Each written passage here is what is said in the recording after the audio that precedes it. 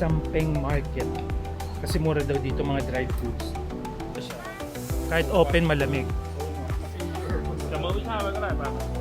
Yan. Mukhang mura nga dito. Mga Jafex. Yan, mga few meters from Wat Mangkong Station. Medyo nasa dulo na kami, no?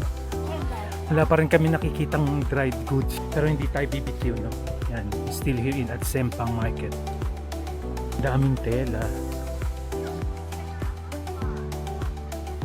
Nasa dulo na kami ng Sempang Market. Balik kami. Naliligaw na kami. Dahil sa dried goods na yan. May pumasok tayo dito sa Awana Bangkok. Anong Awana Bangkok? Tindahan dito ng dried goods, mga Frenny, no? So bibili na kami ng ilan dito goods, no? Bumibili na siya ngayon doon sa kaya itay na natin.